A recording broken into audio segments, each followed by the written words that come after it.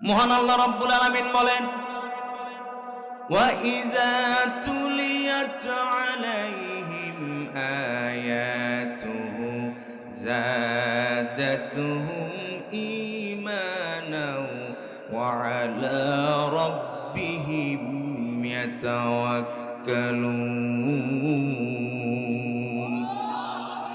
ইমানদার বান্দা বান্দির সামনে যখন কোরআনুল কারীম তেলাওয়াত করা হয়, কোরআনের আলোচনা করা হয়, তখন ইমানদার বান্দা বান্দির ইমানটাকে যিনি বৃদ্ধি করে দেন, চিল্লায় বলেন না তার নাম কি?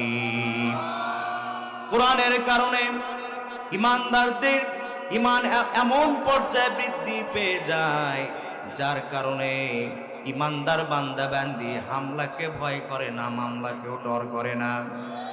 কথা বলেন ঠিক না ব্যাঠিক? ইসলাম বিদ্বেষীদের রক্ত চক্ষুকে ইসলামী আন্দোলনের নেতা কর্মীরা ভয় পায় না। তার কারণ তাদের অন্তরে ইমানটাকে বৃদ্ধি করে দিয়েছেন কে? ইসলামী আন্দোলনের নেতা কর্মীরা যারা হয়ে যায়, তারা দুনিয়ার কোনো সল্টু মুল্টুকে ভয় পায় না।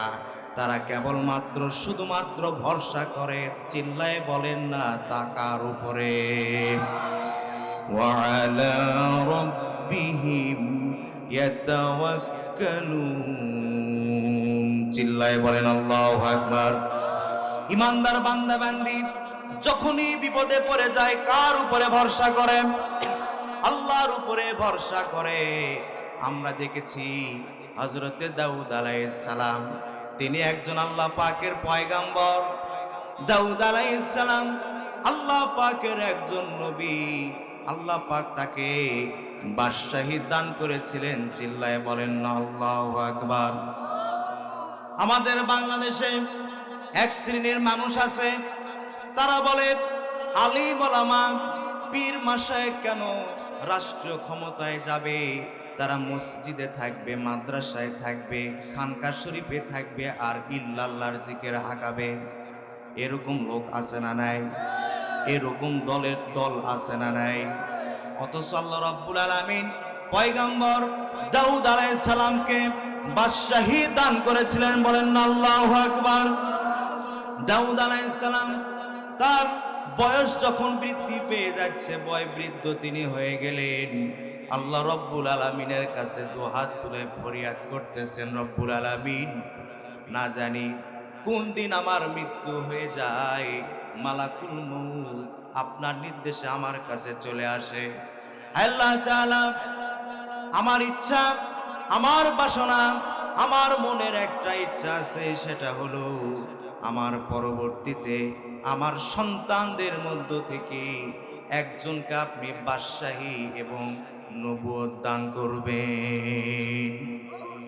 তাফসীরের কিতাবে এসেছে আল্লাহ রাব্বুল আলামিন হযরত দাউদ আলাইহিস সালামকে 19 জন সন্তান দান করেছিলেন। সবাই বলেন কয়জন সন্তান? 19 জন পুত্র সন্তান দাউদ আলাইহিস সালামকে আল্লাহ পাক নিয়ামত হিসেবে দিয়েছিলেন। বলেন না আল্লাহু আকবার। দাউদ আলাইহিস সালাম বললেন, আল্লাহ তাআলা, আমার পরবর্তীতে এই 19 জন সন্তানদের মধ্য থেকে একজনকে আপনি নবী হিসেবে মনোনীত করবেন। তিনি ফরিয়াদ করলেন। ফরিয়াদ শেষে আল্লাহ রাব্বুল আলামিন জিবরাইল আলাইহিস সালামের মাধ্যমে দাউদ আলাইহিস সালামের কাছে ওহী পাঠিয়ে দিলেন। আর জিবরাইল আলাইহিস সালাম তিনি এসে বলতেছেন, রে পয়গম্বর দাউদ, আল্লাহ রাব্বুল আলামিন আপনার 19 জন সন্তানদের মধ্য থেকে একজনকে নবুয়ত দান করবেন, নবী হিসেবে মনোনীত করবেন, কিন্তু সহজে নবুয়ত দিবেন না। নবুয়ত দেওয়ার আগে আপনার 19 জন সন্তানকে আল্লাহ রাব্বুল আলামিন একটা পরীক্ষা নিবেন। সেই পরীক্ষায় যায় যে সন্তান উত্তীর্ণ হতে পারবে, আল্লাহ রাব্বুল আলামিন ওই সন্তানকে নবুয়ত এবং বাদশাহী দান করবেন। আমার দিনী ভাইয়েরা, দাউদ আলাইহিস সালাম এই ওহী লাভ করার পরে বাড়িতে গেলেন। ঘরোয়া একটা বৈঠক করলেন, একটা মিটিং করলেন। এই ঘরোয়া বৈঠকে আল্লাহর পক্ষ থেকে যে নির্দেশ দেওয়া হয়েছে, দাউদ পয়গাম্বর তার 19 জন সন্তানকে জানায়া দিলেন। 19 জন সন্তান পরীক্ষা দেওয়ার জন্য এগ্রি হয়ে গেলেন, বলেন না সুবহানাল্লাহ। পরবর্তীতে বিশাল বড় ঘটনা, আমি দীর্ঘ লম্বা নিব না, কারণ সময় বড় কম, শীতের রাত। আমার ভাইয়েরা, আল্লাহ রাব্বুল আলামিন পরবর্তীতে দাউদ আলাইহিস সালামকে আবার ওহীর মাধ্যমে জানায় দিলেন, রে দাউদ, তোমার 19 জন সন্তানকে আমি যে পরীক্ষা নিব, সেটা হলো আমি জান্নাত থেকে একটা সিন্দুক পাঠায়া দিব, একটা বাক্স পাঠায়া দিব। এই বাক্সটা তুমি উঁচু স্থানে রাখবা, যেহেতু জান্নাত থেকে আমি পাঠায়া দিচ্ছি। আমার দিনী ভাইয়েরা, দাউদ নবীকে আরো বললেন, এই বাক্সটা, এই সিন্দুকটা তুমি উঁচু স্থানে রাখবা, পর্যায়ক্রমে তোমার 19 জন সন্তানকে ডাক দিবা। যে সন্তান সঠিক অ্যানসার দিতে পারবি যে সিন্দুকের ভিতরে কি আছে, আমি রব্বুল আলামিন ওই সন্তানকে আমার পক্ষ থেকে নবুয়ত এবং গোটা পৃথিবীর বাদশাহী দান করে দিব। বলেন না সুবহানাল্লাহ। আমার দিনী ভাইয়েরা, পরবর্তী সময়ে আল্লাহ রাব্বুল আলামিন জান্নাত থেকে যখন সিন্দুক পাঠায়া দিল, বাক্স পাঠায়া দিলেন, দাউদ আলাইহিস সালাম আল্লাহ রাব্বুল আলামিনের কথা অনুযায়ী তিনি সিন্দুকটা একটা উঁচু স্থানে রেখে দিলেন। যেহেতু জান্নাত থেকে আল্লাহ রাব্বুল আলামিন সিন্দুকটা পাঠায়া দিয়েছেন, বাক্স পাঠায়া দিয়েছেন, আপনারা বলেন ওই বাক্সের সম্মান মর্যাদা কম না বেশি? আমার দিনী ভাইয়েরা, হযরতে দাউদ আলাইহিস সালাম তিনি কি করলেন?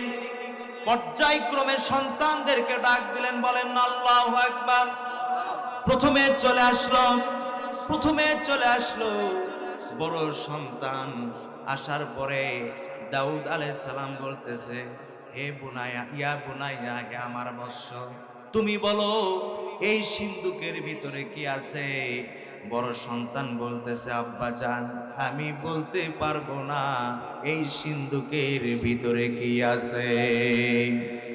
দ্বিতীয় সন্তান আসলেন, তৃতীয় সন্তান, তিনিও পাইলেন না। চতুর্থ, পঞ্চম, পর্যায়ক্রমে 18তম সন্তান পর্যন্ত আসলো আর গেল, কেউ সঠিক অ্যান্সার দিতে পারল না। জোরে বলেন না আল্লাহু আকবার। দাউদ আলাইহিস সালামের সবচাইতে ছোট যে সন্তান, নাম তার সুলাইমান। বলেন না সুবহানাল্লাহ। নাম তার সুলাইমান, বয়স তার 13 বছর। জোরে বলেন না কয় বছর? 13 বছরের সুলাইমান।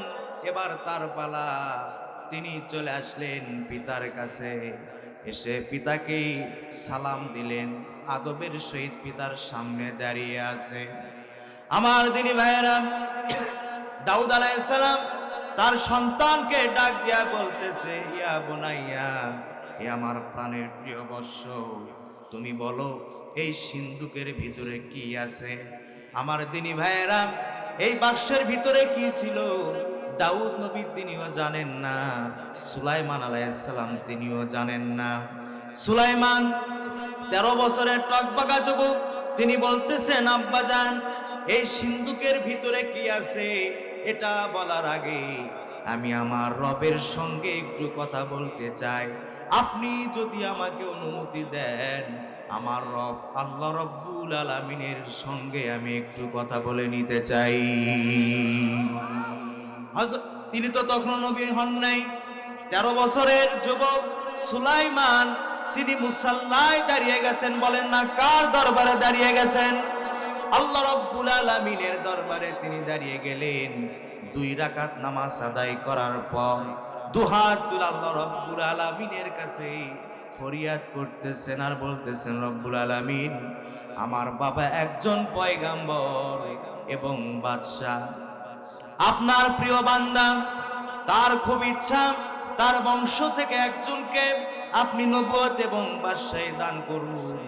আমারও ইচ্ছা যে রব্বুল আলামিন আপনি আমার বাবার আশা আপনি পূরণ করুন। আল্লাহ তাআলা এই সিন্ধুকের ভিতরে কি আছে এটা আমি বলতে পারবো না, যদি আমাকে বলার মতো ইলম না দান করেন। বলেন না আল্লাহু আকবার। নমনীয়তা আছে না নাই? আদব আছে না নাই? আমার দিনী ভাইয়েরা, আল্লাহ রাব্বুল আলামিন সূরা নমলে বলে দিলেন, ওয়ালাকাদ আতাইনা দাউদা ওয়া সুলাইমানা ইলমা। আমি রব্বুল আলামিন দাউদ আলাইহিস সালাম এবং সুলাইমান আলাইহিস সালামকে আমার পক্ষ থেকে ইলম দান করেছি, জ্ঞান দান করেছি, নবুয়ত দান করেছি, বাদশাহী দান করেছি। সুবহানাল্লাহ বলেন। মুনাজাত শেষ। দাউদ আলাইহিস সালাম খুব আগ্রহের সহিত আছে যে বাক্সের মধ্যে আছে কি। আর সুলাইমান আলাইহিস সালামকে আল্লাহ পাক কি দিলেন? ইলম দান করলেন। বলেন না কি দিলেন? কথা কি বোঝা যায়? সমস্যা হচ্ছে না তো? বলেন আলহামদুলিল্লাহ। ওয়ালাকাদ আতাইনা দাউদা ওয়া সুলাইমানা ইলমা। বলেন না আল্লাহু আকবার। আল্লাহ পাক সুলাইমান আলাইহিস সালামকে ইলম দান করেছিলেন, এমন ইলম দান করেছিলেন আল্লাহ রাব্বুল আলামিন সুলাইমান আলাইহিস সালামকে এমন জ্ঞান দান করেছিলেন যে জ্ঞানের কারণে পিপিলিকার কথা তিনি বুঝতে পারতেন। জোরে বলেন না আল্লাহু আকবার। পিপিলিকার কথা তিনি শুনতেন এবং বুঝতেন। শুধু তাই নয়, আল্লাহ রাব্বুল আলামিন সুলাইমান আলাইহিস সালামের একটা মন্ত্রীর দায়িত্ব পালন করেছিল পাখি, নাম তার হুদহুদ। জোরে বলেন নাম কি? ঘটনা কি বলবো না অন্যদিকে যাব? হুদহুদের ঘটনা শুনবেন। সুলাইমান আলাইহিস সালামের একটা মন্ত্রী ছিল, পানি মন্ত্রী। জোরে বলেন কি মন্ত্রী? পানি মন্ত্রী, নাম তার হুদহুদ। জোরে বলেন আল্লাহু আকবার। হযরতে সুলাইমান আলাইহিস সালাম, আমার দিনী ভাইয়েরা, বাক্সের ভিতরে কি আছে একটু পরে আমি বলতেছি, আপনারা শুনবেন তো? পয়েন্ট কয়টা হইল? জোরে বলেন কয়টা হলো? 3টা পয়েন্ট আমাকে মনে করে দিবেন, বলে যাব ইনশাআল্লাহ। বলেন আমার দিনী ভাইয়েরা, আল্লাহ রাব্বুল আলামিন সুলাইমান আলাইহিস সালামের অধীনে একটা পাখি মন্ত্রিত্বের দায়িত্ব দিয়েছিলেন, নাম তার হুদহুদ। সুলাইমান আলাইহিস সালাম তিনি তার সাথী সঙ্গীদেরকে নিয়ে তিনি সফরে বের হলেন। প্রতিমধ্যে পানির প্রয়োজন হলো। তাফসীর কিতাবে এসেছে ওযুর জন্য অথবা পিপাসা লেগেছিল, পানির প্রয়োজন যখন হয়ে গেল, হযরতে সুলাইমান আলাইহিস সালাম তিনি হুদহুদ পাখিকে তালাশ করলেন।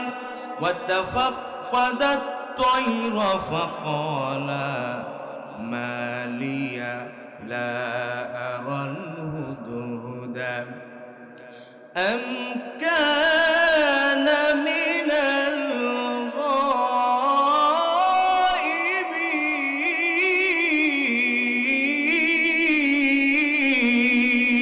গায়বিন। হুদহুদ পাখিকে তিনি অনুসন্ধান করলেন, কিন্তু হুদহুদ পাখিকে তিনি পেলেন না। হুদহুদ পাখি অনুপস্থিত ছিল।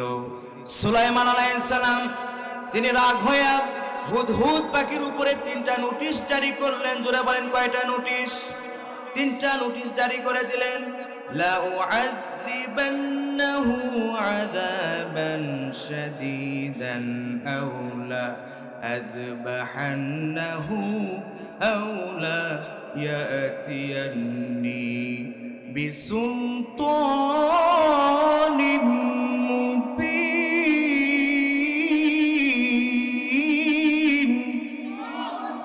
হুদহুদ পাখির বিরুদ্ধে সুলাইমান আলাইহিস সালাম কয়টা নোটিশ জারি করলেন? জোরে বলেন। 1 নম্বর, হুদহুদ পাখিকে কঠিন শাস্তি দেওয়া হবে। 2 নম্বর, তাকে জবাই করা হবে। 3 নম্বর, কি কারণে সে অনুপস্থিত তার কারণ যদি সে প্রমাণ হিসেবে উপস্থাপন করতে পারে তবে তাকে মুক্ত করে দেওয়া হবে। জোরে বলেন আল্লাহু আকবার। আমার দিনী ভাইয়েরা, নোটিশ জারি করার কিছুক্ষণ পরে فمكث غير بعيد হুদহুদ পাখি সুলাইমান আলাইহিস সালামের নিকট হাজির হয়ে গেল। সুবহানাল্লাহ বলেন। فقال أحطت بما لم تحط به وجئتك من سبأ بنبأ يقين বলেন আল্লাহু আকবার। হুদহুদ পাখি এসে বলতেছে, পয়গম্বর সুলাইমান, আমি আপনার জন্য এমন এক অজানা তথ্য নিয়ে এসেছি, এমন অজানা খবর নিয়ে এসেছি যা আপনি জানেন না। জোরে বলেন না আল্লাহু আকবার। সে তথ্যটা হলো, আমি ইয়ামিনের সাবা নগরের একটা তথ্য নিয়ে এসেছি, সেটা হলো ইন্নী ওয়াজাদতু ইমরাআতান তামলিকুহুম ওয়া উতিয়াত মিন কুল্লি শাইইন ওয়া লাহা আরশুন আযীম। হুদহুদ পাখি বলতেছে, পয়গম্বর সুলাইমান, ইয়ামিন শহরের সাবা নগরীতে একজন মহিলা রাজত্ব করে, তার একটা বিশাল সিংহাসন আছে। তাফসীর কিতাবে এসেছে ওই মহিলাটির নাম হলো রানী বিলকিস। জোরে বলেন, মহিলাটির নাম কি? রানী বিলকিস। রানী বিলকিসের পিতাও একজন বাদশা ছিলেন। সুবহানাল্লাহ বলেন। রানী বিলকিসের পিতা একজন বাদশা ছিলেন এবং মানুষ, আর রানী বিলকিসের মা ছিল পরী। জিন জাতিদের মধ্যে পরী আছে না? বাবা মানুষ, মা কি? পরী। বিলকিসের পিতা মাতার বিবাহ কিভাবে হয়েছিল বিশাল একটা ইতিহাস আছে, ওই দিকে আমি যাব না। আমার দিনী ভাইরা, হুদহুদ পাখি বলতেছে যে আমি আপনাকে এই তথ্য দিচ্ছি, তার একটা বিশাল সিংহাসন আছে, ওয়াল্লাহা আরশুন আযীম। এই সিংহাসনের উচ্চতা হচ্ছে 80 হাত আর প্রস্থ হচ্ছে 40 হাত। চিৎকার দিয়ে বলেন আল্লাহু আকবার। আলোচনা কি বোঝা যাচ্ছে ভাই? শেষ করে দিব না চলবে? চলবে। একটু পরে গরম আছে, দাঁড়ান। আমি তো গল্প করতেছি না, কোরআন বলতেছি। সুবহানাল্লাহ বলবেন না? আমার দিনী ভাইয়ারা, একটু আলোচনা গুছায় নিয়ে আসতেছি, তারপরে ইনশাল্লাহ প্রেক্ষাপটে ইনশাল্লাহ গরম কিছু আছে, শীতের রাতে গরম কিছু আছে। আল্লাহু আকবার বলেন। বিশাল একটা সিংহাসন আছে, কিন্তু দুঃখের বিষয় হলো ওয়াজাদতুহা ওয়া কওমাহা ইয়াসজুদুনা লিশ-শামসি মিন দুনিল্লাহ। হুদহুদ পাখি বলতেছে, পয়গম্বর, সেই রানী বিলকিস এবং তার কম সম্প্রদায়ের লোকেরা আল্লাহকে বাদ দিয়া সূর্যের ইবাদত করে। বলেন নাউযু বিল্লাহ। সুলাইমান আলাইহিস সালাম বলতেছে, ক্বালা সানানযুরু আসাদাকতা আম কুনতা মিনাল কাযিবিন। সুলাইমান আলাইহিস সালাম বললেন, হে হুদহুদ পাখি, তুমি যে আমাকে তথ্য দিলা, খবর দিলা, এটা সত্য না মিথ্যা আমি যাচাই করতে চাই। ইযহাব বিকিতাবি হাযা ফাআলকি ইলাইহিম সুম্মা তাওয়াল্লা আনহুম ফানজুর মাযা ইয়ারজিউন। তুমি এই কিতাব তথা চিঠিটা নিয়ে যাও, এই চিঠি নিয়ে যাও রানী বিলকিসের সামনে। এই চিঠি নিয়ে গিয়া তুমি নিক্ষেপ করে দিবা এবং সেখান থেকে তুমি আসবা না, আড়ালে লুকায়া থাকবা। আমার চিঠি পাওয়ার পরে রানী বিলকিস কি মন্তব্য করে সেটা তুমি শুনবা এবং আমার কাছে তুমি অবগত করবা। সুলাইমান আলাইহিস সালামের পাঠানো চিঠি হুদহুদ পাখি নিয়ে গেল এবং রানী বিলকিসের সামনে নিক্ষেপ করে দিল। রানী বিলকিস এই চিঠি পাওয়ার পরে যে কথা তিনি বললেন সেটা হলো قالت يا أيها الملأ إني ألقي إلي كتاب كريم জোরে বলেন আল্লাহু আকবার। রানী বিলকিস বলতেছেন, হে আমার মন্ত্রী পরিষদ বর্গ শোনো, আমার কাছে একটা সম্মানজনক চিঠি এসেছে, বলেন সুবহানাল্লাহ। সেই চিঠিতে লেখা আছে ইন্নাহু মিন সুলাইমান ওয়া ইন্নাহু বিসমিল্লাহির রহমানির রহিম আল্লা তা'আলু আলাইয়া ওয়া তুনি মুসলিমিন। হে আমার মন্ত্রী পরিষদেরা, চিঠিতে 2 লাইন আছে, জোরে বলেন কয় লাইন? 2 লাইনের চিঠি। ইন্নাহু মিন সুলাইমান, নিশ্চয় এই চিঠিটা সুলাইমানের পক্ষ থেকে তোমাকে দেওয়া হচ্ছে পরম করুণাময় আল্লাহ রাব্বুল আলামিনের নামে। হে রানী বিলকিস, তুমি আমার চিঠি পাওয়ার পরে অহংকার করবা না, আমার চিঠিটা তুমি মেনে নিবা। আর কি করবা? তুমি আমার নিকটে হাজির হয়ে যাবা, আর আমার নিকটে হাজির হয়ে মুসলমান হয়ে যাবা, বলেন না আল্লাহু আকবার। 2 লাইনের চিঠি পেয়ে রানী বিলকিস মন্ত্রী পরিষদদেরকে ডেকে বলতেছে, ও আমার মন্ত্রী পরিষদেরা, এই চিঠি যে সুলাইমানের পক্ষ থেকে আমাকে পাঠানো হয়েছে, এমন সুন্দর কথা লিখেছে 2 লাইনের মধ্যে, আমার মনে হয় এই ব্যক্তি একজন মহাজ্ঞানী, একজন মহাজ্ঞানী। সুতরাং আমি তাকে পরীক্ষা করব 3টা। জোরে বলেন কয়টা? আমি তাকে 3টা পরীক্ষা করব। এই 3টা পরীক্ষায় সুলাইমান যদি উত্তীর্ণ হতে পারে, তবে আমি রানী বিলকিস, আমি সহ আমার যতগুলি প্রজা আছে সবাই তার নিকটে গিয়া আত্মসমর্পণ করব, বলেন সুবহানাল্লাহ। 1 নম্বর পরীক্ষা হলো রানী বিলকিস 600 জন সৈন্যবাহিনীকে সুলাইমান পয়গাম্বরকে পরীক্ষা করার জন্য সোনা এবং রূপা পাঠায়া দিলেন। 300 জনের কাছে সোনা আর 300 জনের কাছে রূপা। সোনা রূপা নিয়ে 600 সৈন্যবাহিনী সুলাইমান আলাইহিস সালামের দিকে রওনা দিয়েছেন।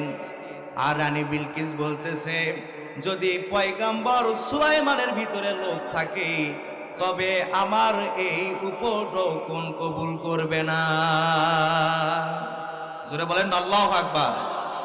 যদি এই বাদশা সুলাইমানের মধ্যে লোভ না থাকে, জোরে বলেন কি না থাকে? আমাদের নেতাদের মধ্যে লোভ আছে না নাই?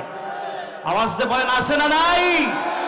আমাদের নেতাদের এমন লোভ, সব কিছু দুর্নীতি করতে করতে ব্যাংকে লকার পর্যন্ত তারা চুরি করে। কথা বলেন ঠিক না ব্যাঠি?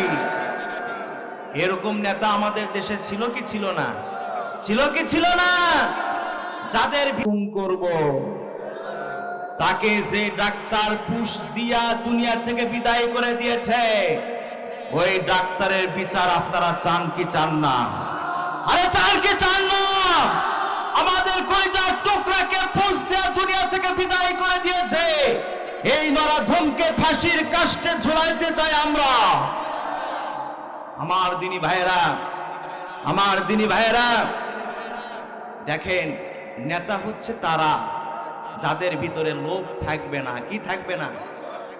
আমাদের নন্দিত মুফাসসিরকে কত প্রপোজাল দেওয়া হয়েছিল, আপনারা হয়তো বা সাধারণ মানুষ জানেন না। তিনি একটা প্রপোজাল অ্যাকসেপ্ট করেন নাই। তিনি বলেছিলেন, আমি বাতিলের কাছে মাথা নত করব না, মাথা নত যদি করতে হয় আমার রবের দরবারে মাথা নত করব। চিৎকার দেবেন আল্লাহু আকবার। তো রানী বিলকিস বলতেছে, সুলাইমান যদি নেতা হয়ে থাকে, বাদশা হয়ে থাকে, আর যদি নবী হয়ে থাকে, তার ভিতরে কি থাকবে না? জোরে বলেন কি থাকবে না? তিনি পাঠায় দিলেন কয়শ সৈন্য? 600 সৈন্য পাঠায় দিয়েছেন। 300 জনের কাছে সোনা আর 300 জনের কাছে রূপা। এখন এই সৈন্য বাহিনীরা সুলাইমান পয়গাম্বরের রাজ দরবার থেকে 3 অথবা 4 কিলোমিটার দূরে আছে। সুলাইমান আলাইহিস সালামের রাজ দরবারে একজন জিন তার কাছে এসে বলতেছে, পয়গাম্বর, আমি দেখতে পাচ্ছি 3 অথবা 4 কিলোমিটার দূরে রানী বিলকিসের পক্ষ থেকে 600 সৈন্য আপনার সঙ্গে দেখা করার জন্য আসতেছে। সুলাইমান আলাইহিস সালাম বললেন, তড়িৎ গতিতে ও আমার জিনেরা, তড়িৎ গতিতে তোমরা সোনা দিয়ে ইটা তৈরি করো, আর ওই সোনার ইট দিয়ে তোমরা রাস্তায় কার্পেট পাড়ায়া দাও। জিন জাতিরা তড়িৎ গতিতে সোনা দিয়ে ইট তৈরি করলেন, রাস্তায় পাড়ায়া দিলেন। এখন এই 600 সৈন্যরা একে অপরের সঙ্গে গল্প করতে করতে রাজ দরবারে যখন আসতেছিলেন, নিজ দিকে তাকায় একজন আর একজনকে বলতেছে, তাকায় দেখো কার উপর দিয়ে আমরা যাচ্ছি।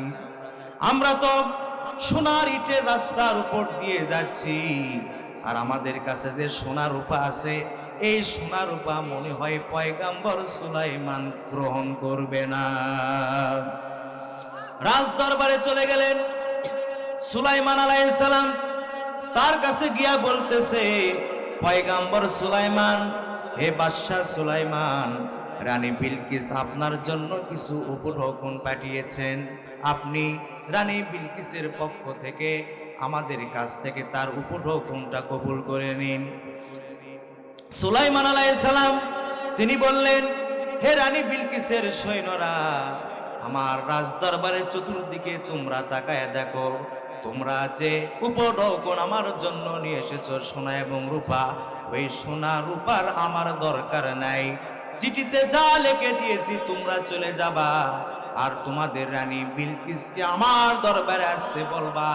আমার দরবারে এসে যেন তোমাদের রানী বিলকিস আত্মসমর্পণ করে।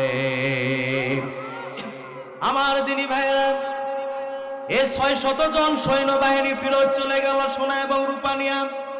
রানী বিলকিসের কাছে যখন সোনা এবং রূপা নিয়ে চলে গেল, প্রথম পরীক্ষায় সুলাইমান আলাইহিস সালাম তিনি উত্তীর্ণ হয়েছেন। বলেন আল্লাহু আকবার। বাকি আছে কয়টা পরীক্ষা? জোরে বলেন কয়টা? 2টা পরীক্ষা করার জন্য রানী বিলকিস বলতেছে, প্রথম পরীক্ষায় যখন বাদশাহ সুলাইমান উত্তীর্ণ হয়েছে, সুতরাং ইনি একজন মহামানব হবে, তাতে কোনো সন্দেহ নাই। সুতরাং আমার অধীনে যত প্রজারা আছে সবাই মিলে চলো, আমরা বাদশাহ সুলাইমানের রাজ দরবারে চলে যাব। আমার দিনী ভাইয়েরা, রানী বিলকিস যখন তার সৈন্যদেরকে নিয়ে বাদশাহ সুলাইমান আলাইহিস সালামের দিকে রওনা দিলেন, এদিকে একজন দৈত্য জিন সুলাইমান আলাইহিস সালামকে খবর দিলেন যে পয়গাম্বর, আপনার রাজ দরবারের দিকে রানী বিলকিস কিন্তু রওনা দিয়েছে। সুলাইমান আলাইহিস সালাম এটা শোনার সঙ্গে সঙ্গে তিনি বৈঠক ডাক দিলেন। রাজ পরিষদে পরিষদ বর্গদেরকে নিয়ে একটা মিটিং এর ডাক দিলেন। সেই মিটিংয়ে, সেই বৈঠকে মানুষেরা উপস্থিত আছে, জিন জাতি উপস্থিত আছে, হুদহুদ পাখি তিনি উপস্থিত আছেন। চিৎকার দিয়ে বলেন আল্লাহু আকবার। সুলাইমান আলাইহিস সালাম উপস্থিত পরিষদ বর্গদেরকে উদ্দেশ্য করে বলতেছে, তোমাদের মধ্যে এমন কে আছো? ক্বালা ইয়া আইয়ুহাল মালাউ আইয়ুকুম ইয়াতিনি বিআরশিহা ক্বাবলা আন ইয়াতুনি মুসলিমিন। তোমাদের মধ্যে এমন কে আছো? রানী বিলকিস আমার রাজ দরবারে আসার আগে তার সিংহাসন আমার দরবারে হাজির করবা। তোমাদের মধ্যে কি এমন কেউ আছো? এটা যখন সুলাইমান আলাইহিস সালাম ঘোষণা করলেন, সঙ্গে সঙ্গে একজন জিন দাঁড়িয়ে গেল। জিন দাঁড়িয়ে গিয়ে বলতেছে, ক্বালা ইফরিতুম মিনাল জিন্নি আনা আতিকা বিহি ক্বাবলা আন তাকুমা মিন মাকামিক ওয়া ইন্নী আলাইহি লাকাবিয়্যুন আমিন।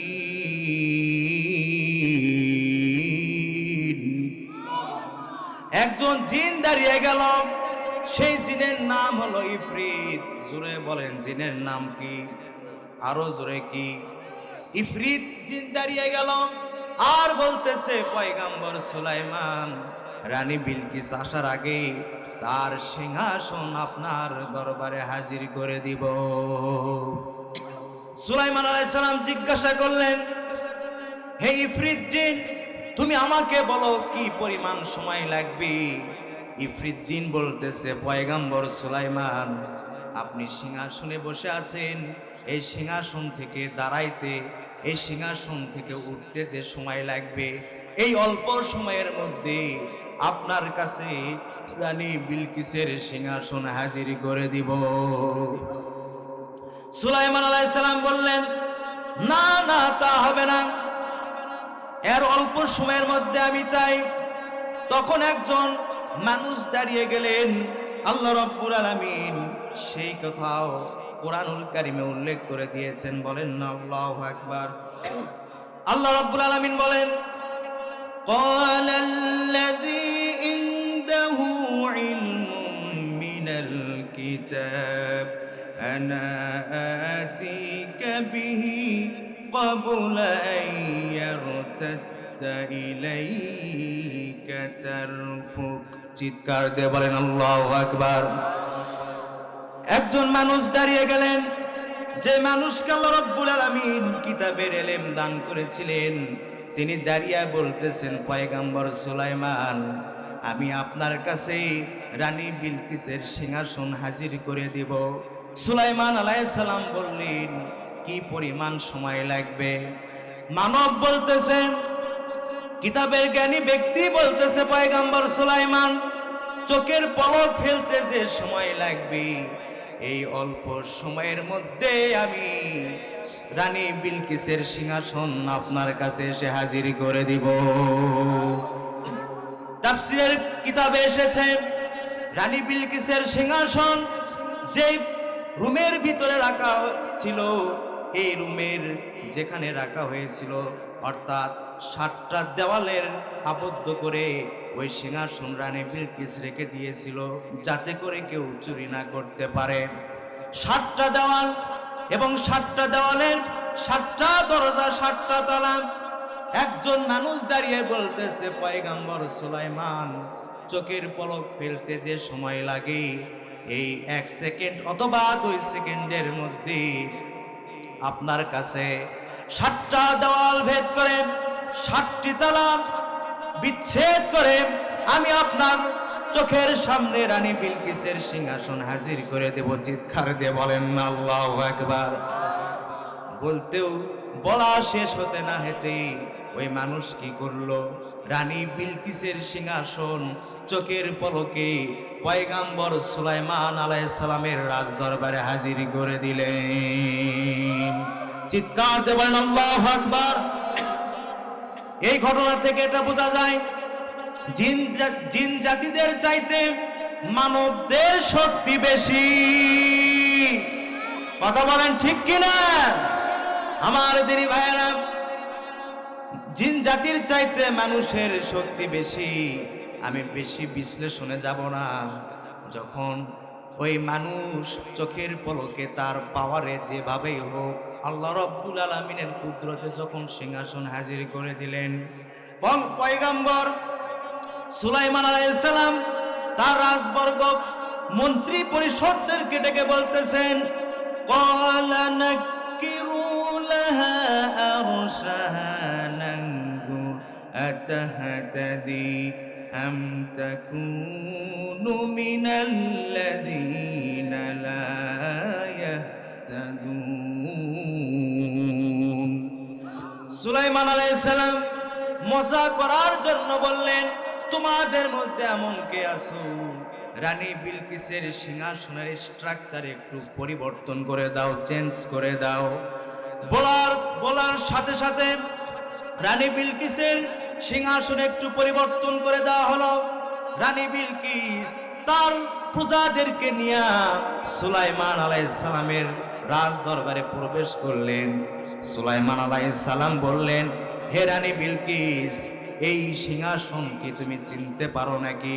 রানী বিলকিস বলতেছে, হে বাদশাহ সুলাইমান, চিনা চিনা লাগে, তবুও অচিনা। আর মনে মনে রানী বিলকিস বলতেছে, এটা তো আমার সিংহাসনের মতো। বলেন না আল্লাহু আকবার। মনে মনে এটাও বলতেছে, আমি আসার আগে যখন আমার সিংহাসন 7টা দেওয়াল ভেদ করে যখন তার রাজ দরবারে নিয়ে আসা হয়েছে, আমি মনে প্রাণে বিশ্বাস করি অবশ্যই বাদশাহ সুলাইমান শুধু বাদশাহ নয়, আল্লাহ রব্বুল আলামিনের জলিলুল কদর পয়গাম্বর। কিন্তু পরীক্ষা করতে চেয়েছিলেন কয়টা? জোরে বলেন কয়টা? একটা পরীক্ষা অলরেডি নিয়েছেন, বাকি আছে কয়টা?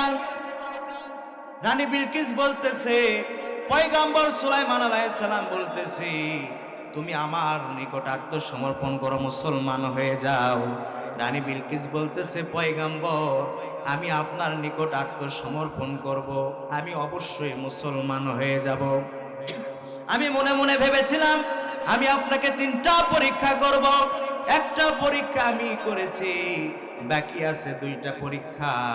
আমার দিনী ভাইরা, সুলাইমান আলাইহিস সালামকে রানী বিলকিস বলতেছে, আমি আপনাকে আরো 2টা পরীক্ষা করতে চাই। 2 নম্বর পরীক্ষা হলো, এই যে নেন বোতল, এই বোতলে আমাকে পানি ভর্তি করে দিতে হবে, কিন্তু এই পানি দুনিয়ার কোনো পানি হওয়া চলবে না, টিউবওয়েলের পানি চলবে না, সাবমার্সি মেশিনের পানি চলবে না। আমার দিনী ভাইরা, নদীর পানি, সমুদ্রের পানি, সাগরের পানি চলবে না, আবার ডাবের পানিও চলবে না। আপনাদের এলাকায় যে খেজুরের রস পাওয়া যায়, ওই পানিও চলবে না। আমার দিনী ভাইরা, রানী বিলকিস বলতেছে, এইগুলি পানি ছাড়া আমাকে পানি ভর্তি করে এই বোতলটা আমাকে দিতে হবে। বাদশাহ সুলাইমান, পয়গম্বর সুলাইমান আলাইহিস সালাতু ওয়াস সালাম, তিনি কি করলেন? কিছু সংখ্যক ঘোড়া নিয়ে আসালেন এবং তাদেরকে ঘোড়ার রেস দিলেন, দৌড় দিলেন। দৌড়াতে দৌড়াতে ঘোড়া যখন হাঁপায়া গিয়েছে, আর দৌড়াতে পারে না, ঘোড়ার শরীর থেকে ঘাম বের হচ্ছে। সুলাইমান আলাইহিস সালাম বেশ কয়েকটা ঘোড়ার কাছ থেকে ঘাম নিয়া বোতলটা ভর্তি করে রানী বিলকিসের সামনে দিয়া দিল। রানী বিলকিস বলতেছে, আপনি 2 নম্বর পরীক্ষায় গোল্ডেন এ প্লাসে উত্তীর্ণ হয়েছেন। জোরে বলেন না আল্লাহু আকবার। 3 নম্বর পরীক্ষা। আমার দিনী ভাইয়েরা, রানী বিলকিস 200 জন লোককে, জোরে বলেন কয়শো জন লোককে? 200 জন লোককে একইভাবে সাজসজ্জা করে, সাজুগুজু করে বাদশাহ সুলাইমান আলাইহিস সালামের কাছে নিয়ে আসলেন। আমার পর্দার আড়ালে মা বোনেরা যারা আছেন, আপনারাও শোনেন, যেহেতু কোরআনের আলোচনা আমাদের জন্য, আপনাদের জন্য, কথা বলেন ঠিক না বেঠিক? সাজুগুজু করে 200 জন ব্যক্তিকে সুলাইমান আলাইহিস সালামের নিকট যখন হাজির করা হলো, রানী বিলকিস বলতেছে, এই 200 জন লোককে একই রকম দেখতে লাগতেছে, কোনটা পুরুষ কোনটা মেয়ে বোঝার কোনো উপায় নাই। রানী বিলকিস বলতেছে, পয়গম্বর সুলাইমান, আপনাকে বাছাই করে দিতে হবে। এই যে আপনার সামনে একই রকমের সাজুগুজু করা মানুষ দাঁড়িয়ে আছে, আপনি আমাকে পার্থক্য করে দিবেন, পৃথক করে দিবেন, কারা পুরুষ আর কারা মহিলা। চিৎকার দিয়ে বলেন না আল্লাহু আকবার। আমার দিনী ভাইয়েরা, আমার সম্মানিত হাজিরিন, সুলাইমান আলাইহিস সালামকে আল্লাহ রাব্বুল আলামিন কি দান করেছিলেন? চিৎকার দিয়ে বলেন, ওয়ালাকাদ আতাইনা দাউদা ওয়া সুলাইমানা ইলমা। সেই জ্ঞানের কারণে সুলাইমান আলাইহিস সালাম তিনি কি করলেন? কিছু সংখ্যক পানি এবং পাত্র নিয়ে আসলেন, মানুষদেরকে হাত ধৌত করে দিচ্ছে। আমাদের আঞ্চলিক ভাষায় বলে হাত ধুয়ে দিচ্ছে, আপনাদের এলাকায় কি বলে? হাত ধুয়ে দিচ্ছেন। আমার দিনী ভাইয়েরা, আমরা পুরুষ, আমরা যেভাবে হাত ধৌত করি, মা বোনেরা কিন্তু এভাবে ধৌত করে না। পার্থক্য আছে না নাই? সুলাইমান আলাইহিস সালাম 200 মানুষকে হাত ধুয়ে দিলেন, আর পৃথক করে দিলেন কারা পুরুষ আর কারা মহিলা। চিৎকার দিয়ে বলেন আল্লাহু আকবার। ওয়ালাকাদ আতাইনা দাউদা ওয়া সুলাইমানা ইলমা। তিনটা পরীক্ষা যখন রানী বিলকিস পয়গম্বর সুলাইমানকে করলেন, তিনটা পরীক্ষায় সুলাইমান আলাইহিস সালাম গোল্ডেন এ প্লাসে যখন উত্তীর্ণ হয়ে গেলেন, এরপরে রানী বিলকিস ওয়া কুন্না মুসলিমিন, রানী বিলকিস সহ যারা এসেছিলেন তারা সকলে সুলাইমান আলাইহিস সালামের হাতে হাত রেখে ঘোষণা করলেন লা ইলাহা।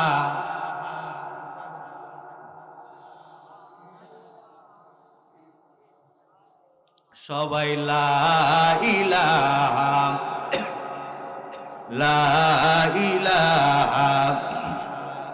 আমার দিনী ভাইরা, সুলাইমান আলাইহিস সালামের কাছে রানী বিলকিস মুসলমান হয়ে গেল। বলেন আল্লাহু আকবার। শুধু মুসলমান হয় নাই, রানী বিলকিস এবং সুলাইমানের ভিতরে বিবাহ হয়েছিল। বলেন আল্লাহু আকবার। রানী বিলকিস এবং সুলাইমানের ঘরে আল্লাহ রাব্বুল আলামিন একজন পুত্র সন্তান দান করেছিলেন।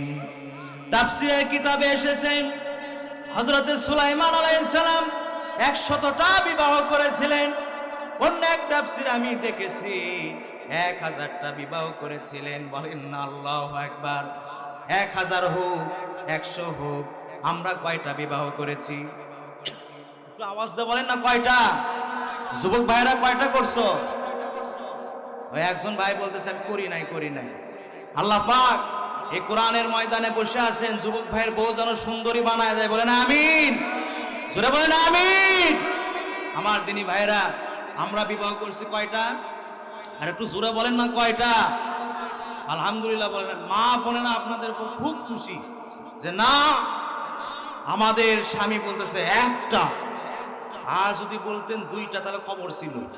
কারণ আমাদের প্রধানমন্ত্রী কিন্তু আমাদের স্ত্রী। কথা বলেন ঠিক না বেটি? আরে ভাই কি বলবো, আমরা পুরুষ মানুষ বড়ই নির্যাতিত। আমরা রাগ করে বাবার বাড়ি ছাড়তে পারি না। কথা বলেন ঠিক না বেটি? বাবার বাড়ি ছাড়তেও পারি না, বাবার বাড়ি যাইতেও পারি না। কিন্তু মা বোনেরা রাগ করলেই চলে যায় কোথায়? বলেন না কোথায়? আমরা পুরুষ জাতি, আমরা সারা জীবনই ছাত্র। আমরা সারা জীবনই কি? ছাত্র। কিছু একটা যদি আমরা করি, তখন বউ বলে যে তোমার মাও শিখাই দিয়েছে। কথা বলেন সত্য না মিথ্যা? আবার কিছু যদি করি বা বলি, মায়ে বলে যে তোর বউ শিখাই দিয়েছে। মা বোনেরা বলতেছে কোন হুজুর নিয়ে আসলো রে, আমাদের বিরুদ্ধে কথা বলে। আমার দিনী ভাইয়েরা, আমরা পুরুষ, আমরা সারা জীবন ছাত্র। যখন ছোট্ট ছিলাম, আমাদের মা আমাদের বাবারা বলতো যে তুমি কিছুই পারো না। কথা বলেন ঠিক না বেটি? একটু বড় হলাম, বিবাহ শাদী হলো, বউ বলে তুমি কিছুই জানো না গো। কথা বলেন ঠিক না বেটি? এরপরে নিয়ামত হিসেবে সন্তান আল্লাহ পাক দান করলেন। ওই ছোট্ট সন্তানও বলে আব্বু আপনি কিছুই জানেন না। আমরা এটাও জানি না যে আমরা জানবো কবে। কথা বলেন ঠিক না বেটি? আমার দিনী ভাইরা, আল্লাহ রাব্বুল আলামিন, আপনারা কি মন খারাপ করতেছেন? এই যে মাহফিল সুন্দর করে সাজাইছে, আলহামদুলিল্লাহ বলবেন না? জোরে বলেন আলহামদুলিল্লাহ। এই মাহফিলে আমরা বসেছি, আগামী বছরে এরকম মাহফিলের আয়োজন যদি করা হয়, আমাদের ভিতরে অনেকে আছে আমরা এই মাহফিলে থাকতে পারবো না। কথা বলেন ঠিক না বেটি? যদি ডাক এসে যায়, আমাদের অন্ধকার কবরে যেতে হবে। একদিন মাটির ভিতরে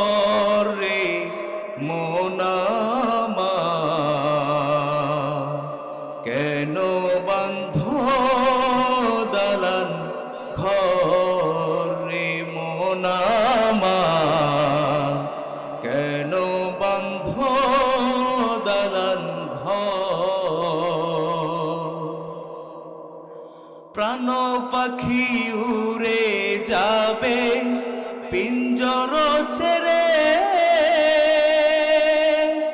ধরা দমে সবই রবে, তুমি যাবে চলে।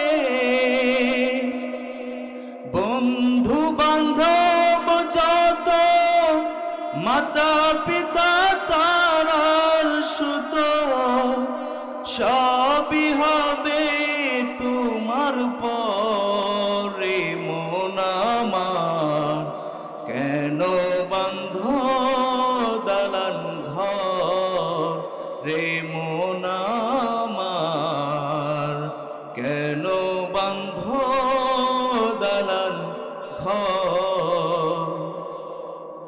একদিন মাটির ভিতরে হবে ঘর রে, মন আমার কেন বান্ধ দালান ঘর। ঠিক কিনা বলেন? সুতরাং সে কবর আমাদেরকে ডাকছে, বারবার করে ডাকছে। আজকের মাহফিল থেকে আপনাদেরকে কিছু আমল দিয়ে যাব। আপনারা সবাই তো 5 ওয়াক্ত নামাজ পড়েনি, আপনারা আল্লাহ পাকের বিধি বিধান অনুযায়ী চলবেন, হালাল খাবেন, হালাল ভাবে উপার্জন করবেন। ইবাদত কবুল হওয়ার জন্য হালাল ইনকাম দরকার, কথা বলেন ঠিক না বেটি? আর অন্যায়ের কাছে মাথা নত করবেন না। মৃত্যুই তো হবে, এই পর্যন্তই তো। হ্যাঁ, সত্যের পক্ষ থেকে যদি আমার আপনার মৃত্যু হয়ে যায়, শাহাদাতের মর্যাদা দিবেন কে? সুতরাং সব সময় সত্যের পক্ষে থাকবেন, কোরআনের পক্ষে থাকবেন, আলিম ওলামাদের পক্ষে থাকবেন। কারণ কোরআনের পক্ষে থাকলে কোরআন কিয়ামতের দিন আপনার পক্ষে সুপারিশ করবে। বলেন না সুবহানাল্লাহ, বলেন আলহামদুলিল্লাহ। আর এশার নামাজের পরে সূরা মুলক তেলাওয়াত করবেন, কারণ সূরা মুলক হচ্ছে কবরের আযাব থেকে মওকুফ পাওয়ার একটা সূরা, সূরাতুল মানজিয়া। বলেন না আল্লাহু আকবার।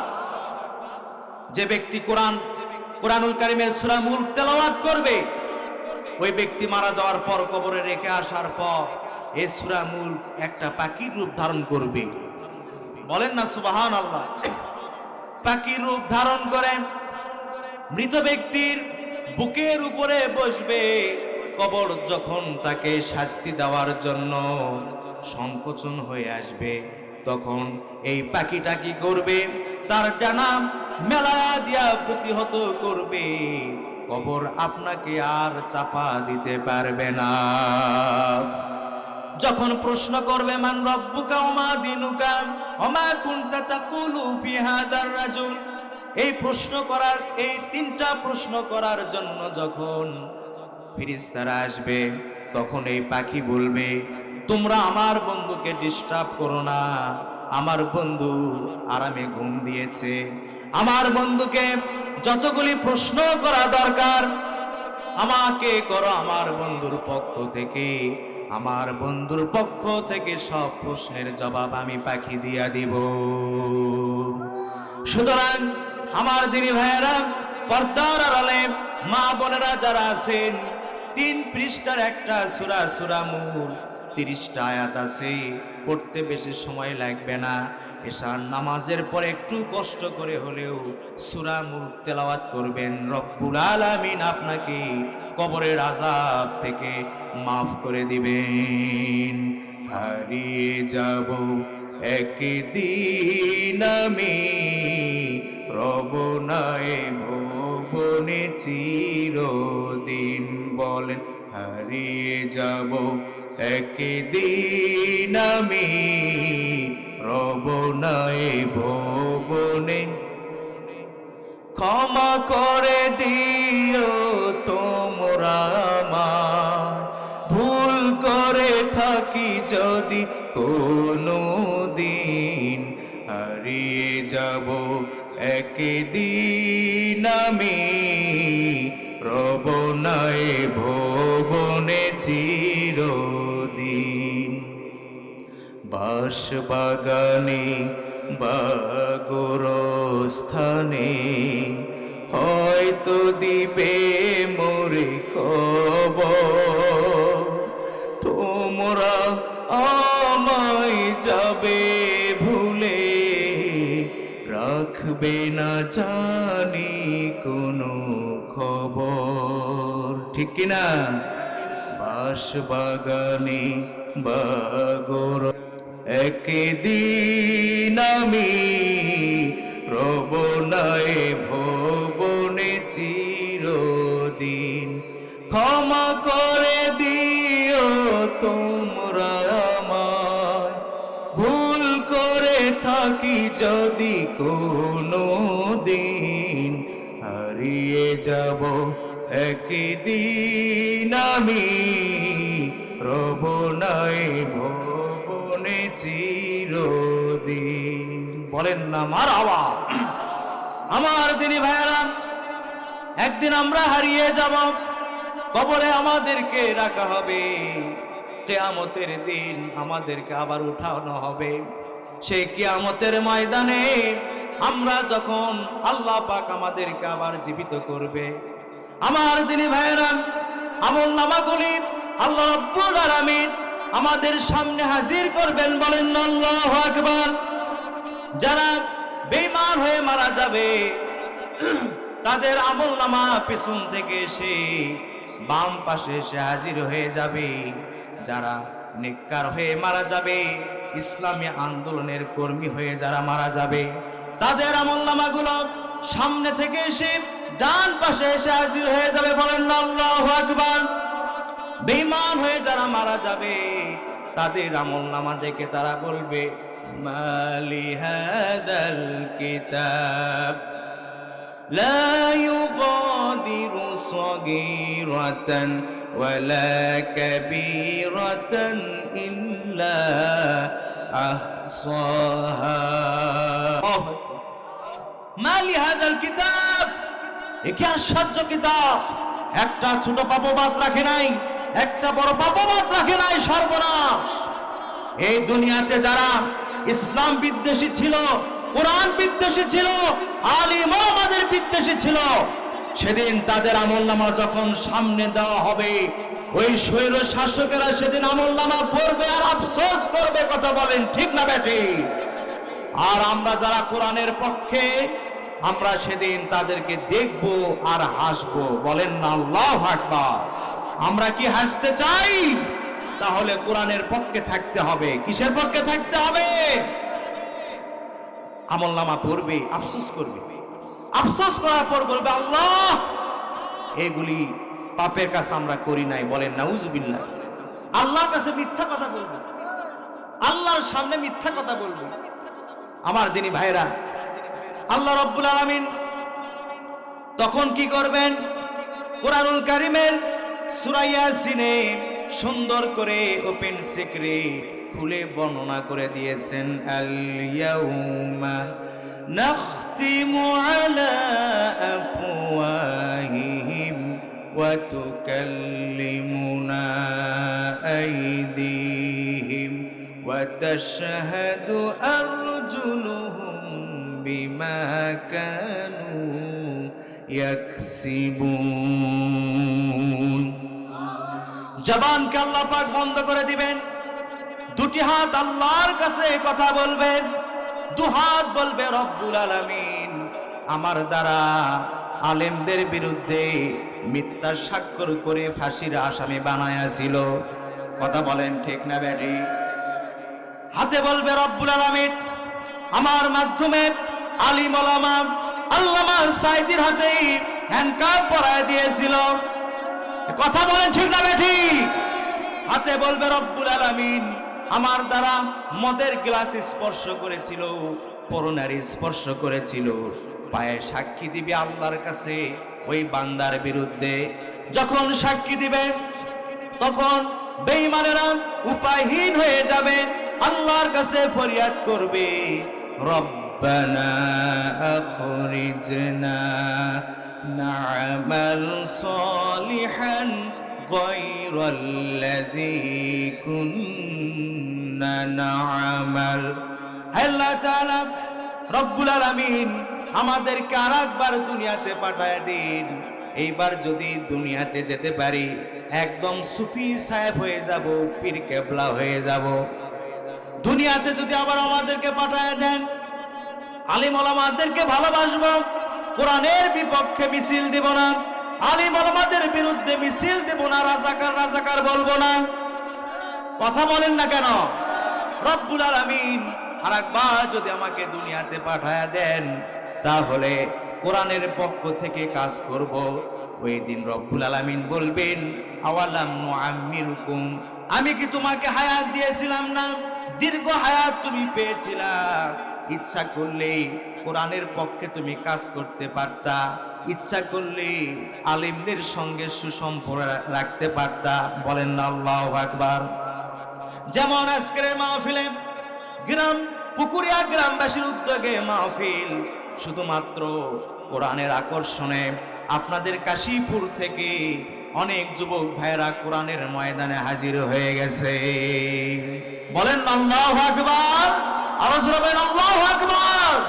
ওই যুবক ভাইদের জন্য দোয়া করবেন, আল্লাহ পাক যেন যুবক ভাইদেরকে কোরআনের সৈনিক হিসেবে কবুল করেন। বলেন আমিন। আল্লাহ পাক বলবেন, আওয়ালাম নুআম্মিরকুম, আমি কি তোমাকে হায়াত দিয়েছিলাম না? দীর্ঘ হায়াত পেয়েছিলে, কিন্তু সে হায়াতটা তোমরা কাজে লাগাও নাই। আলিম ওলামাদের বিরুদ্ধে কাজ করেছো, কোরআনের বিরুদ্ধে কাজ করেছো, ইসলামের বিরুদ্ধে কাজ করেছো, দাদা বাবুদের পক্ষে কাজ করেছো। আমার ভাইরা, এই যে সুযোগ এসেছে, কোন নাস্তিক বেঈমানদের ষড়যন্ত্রকে বাংলাদেশে কায়েম করতে দেওয়া হবে না। কথা বলেন ঠিক না ঠিক? অনেকে আমাদেরকে বলে, অনেকে বলে এই কোরআনে নাকি রাজনীতির কথা নাই, বলে কি বলে না? আশ্চর্য কথা, আপনি আবার কোন দাদা বাবুর কণ্ঠে কথা বলতেছেন? নাকি বয়সের কারণে পাগল হয়ে গেলেন? বুঝলাম না। বয়সের কারণে যদি পাগল হয়ে থাকে, তাহলে ওই দলকে বলবো তাকে আপনারা বহিষ্কার করে দিন। কথা বলেন ঠিক না ঠিক? আমার মনে হয় এই বেচারা কয় বোতল যে খায় আল্লাহ ভালো জানে। দিন যাচ্ছে আর কোরআনের বিপক্ষে কথা বলতেছে। নারাজ হচ্ছেন আপনারা? আমি কি মিথ্যা বলতেছি না সত্য বলতেছি? আমার বন্ধুগণ, ওই দাদা বাবুদের কণ্ঠে যারা কণ্ঠ মিলাইতে চায় বাংলাদেশে, তাদেরকে আর পার্লামেন্টে আমরা দেখতে চাই না, ক্ষমতায় তাদেরকে আর পাঠাইতে চাই না। আমরা পার্লামেন্টে পাঠাবো কোরআনওয়ালাদেরকে। এই বাংলাদেশে আগামীতে ক্ষমতায় যাবে কোরআনওয়ালারা, টুপিওয়ালারা, আলিম ওলামারা। কথা বলেন ঠিক না ঠিক? এই জন্য কাজ করতে হবে। কি করতে হবে? কাজ করতে কি রাজি আছেন আপনারা? কারা কারা রাজি আছেন? দু হাত তুলে আল্লাহকে দেখায় দেন।